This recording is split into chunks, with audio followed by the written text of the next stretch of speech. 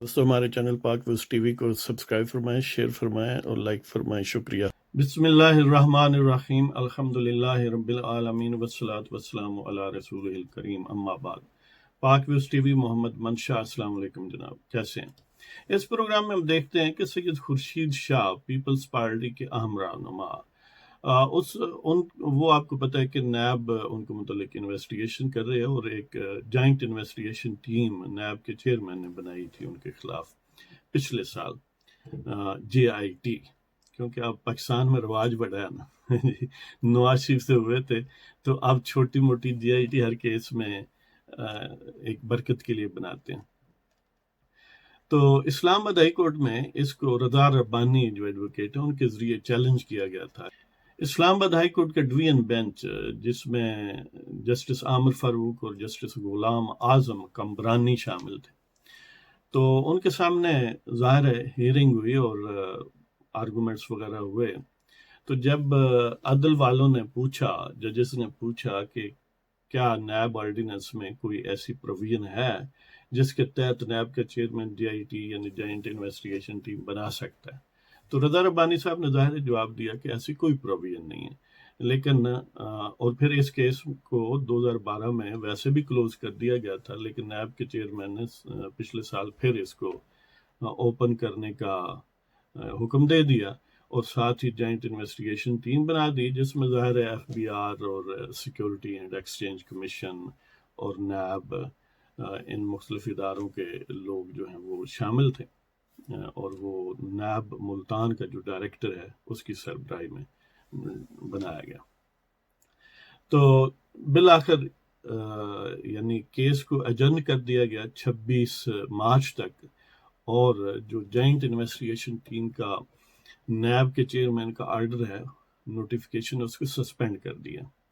कि इसकी ज़ाहिर इसकी कोई लीगल बैकिंग नहीं है। साथ इन्वेस्टिगेशन अफसर को ये कहा गया कि वो चाहे तो इन्वेस्टिगेशन जारी रख सकता है।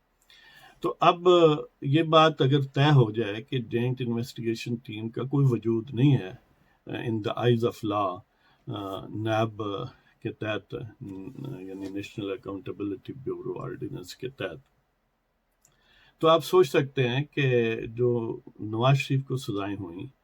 दोनों केसेस में, वो बुनियादी तौर पर नैब ही के तहत बनाएगी, यानी नैब लॉस के तहत ही उनकी प्रोसीडिंग्स हुई हैं और ये केस बुनियादी तौर पर नैब ही के थे, अगरचे सुप्रीम कोर्ट ने ज़ाहिर है खसूसी शफकत फरमाई नवाज शरीफ पर और जॉइंट इन्वेस्टिगेशन टीम का जो है वो बरमला और भरपूर इस्तेमाल हुआ।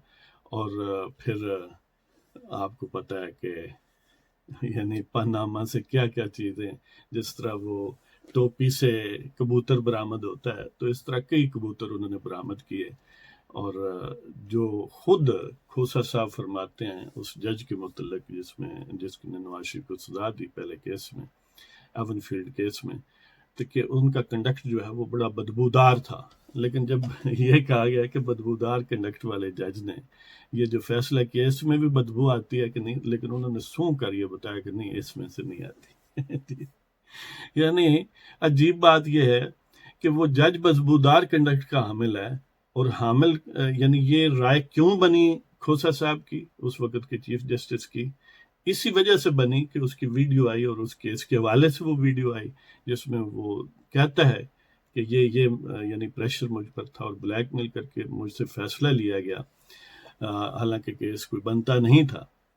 तो उस बेस पर ये ओपिनियन तो उन्होंने बना ली कि जज साहब बदबूदार हैं और उनका कंडक्ट जो है उससे वो स्टिंकिंग कंडक्ट है, उससे बदबू आती है। लेकिन वो कहते हैं कि जब वो फैसला है ना, उससे मैंने चेक किया, बदबू नहीं आती है जी। उस वक्त कोरोना वायरस का रवाज नहीं था, वरना कोरोना वायरस मुझे लगता है उसमें मौजूद था अगर वो चेक करवा लेते ना उस केस में। बहरहाल वो क्या कहते हैं कि जो चाहे आपका हुस्न कर्श मसाज करे, तो उस वक्त हुस्न को किसी और चीज़ की ज़रूरत थी और अब हालात बदल गए हैं। तो बहरहाल ये अगर बात एस्टेब्लिश होगी, फाइनल फैसले में ये आ गई, तो जाहिर है ये भी एक आर्गूमेंट होगा, ये भी एक अजब बात होगी कि उस केस में फिर क्या ज़रूरत थी जॉइंट इन्वेस्टिगेशन टीम की। कोई कह सकता है कि देखें जी, सुप्रीम कोर्ट ने कहा था, सुप्रीम कोर्ट भी आखिर लॉ से बाउंड है ना, اب اپنی مرضی سے وہاں پر کوئی جوڈیشل ٹھگ جیسے نثار وغیرہ تھے، ثاقب نثار، اپنی مرضی سے کوئی کریٹیوٹی کرتے رہیں، ظاہر ہے اگر پاورفل حلقوں کی سپورٹ اور آشیرواد اور ان کا حکم ہو وہ کر تو لیں گے، لیکن قانون، انصاف اور آئین کی نظر میں بہرحال وہ ٹھگ ہی گردانے جائیں گے، جس طرح جسٹس منیر کو آج تک کہا جاتا ہے، یا اور کئی ایسے فیصلے ہیں سب جانتے ہیں کہ جو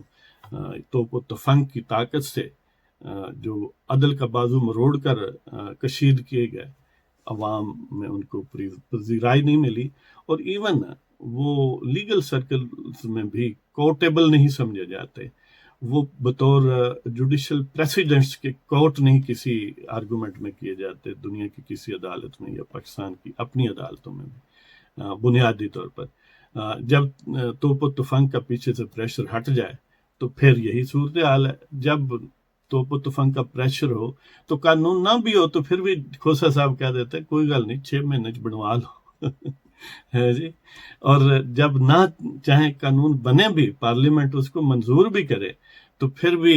وہ جوڈیشل ٹھگ اس وقت کا ثاقب نثار کہتا ہے کہ دیکھیں جی اس طرح تو وہ ٹھیک نہیں ہے، تو وہ سینٹ کے لوگ جو ہیں وہ آزاد ہو گئے ہیں، اب ان پر ٹکٹ ویلڈ نہیں رہا، کیونکہ ٹکٹ جو دیا تھا وہ نواز شریف نے دیا تھا اور صابن سے پہلے ہاتھ نہیں دھوئے تھے یعنی ویسے لگتا ہے کہ وہ دور نظر رکھتے تھے، انہیں خطرہ تھا کہ کرونا وائرس ہوگا، اس لیے نواز شریف نے شاید ہاتھ نہ دھوئے تو ٹکٹ دے دیے، اس لیے انہوں نے کہا کہ وہ ٹکٹ ویلڈ نہیں ہے۔ تو بہرحال یہ ایک یعنی جو توپ و تفنگ والے ٹھگ ہیں، آل سامری ہیں، اور جوڈیشل ٹھگوں کے ساتھ مل کے اس پاکستان کا ستیہ ناس، اور آج یہ پوزیشن ہے کہ کرونا وائرس کے لیے 10 لاکھ امریکیوں نے دیا ہے جی۔ یعنی امیجن کریں کہ ایک ملک ہنستا بستا 6% پر ترقی کر رہا ہے، اس وقت بڑی تکلیف تھی کسی کو، یعنی ایک طاقتور ادارے کے سربراہ نے کہا ہمیں بڑی تشویش ہے معاشی معاملات میں اب انہیں کوئی تشویش نہیں ہے، جب 1% پر گروتھ ریٹ آ گیا ہے اور چند ڈالر ملیں تو اس پر بھی اظہار تشکر کرتے یعنی نہیں تھکتے۔ تو اس کے ساتھ ہی آپ کی اجازت چاہتے ہیں، اگر آپ کو پروگرام پسند ہو تو ہمارے چینل کو سبسکرائب فرمائیں، دوستوں کے ساتھ شیئر کریں اور لائک کریں، اور ہمیں اجازت دیں۔ خدا حافظ۔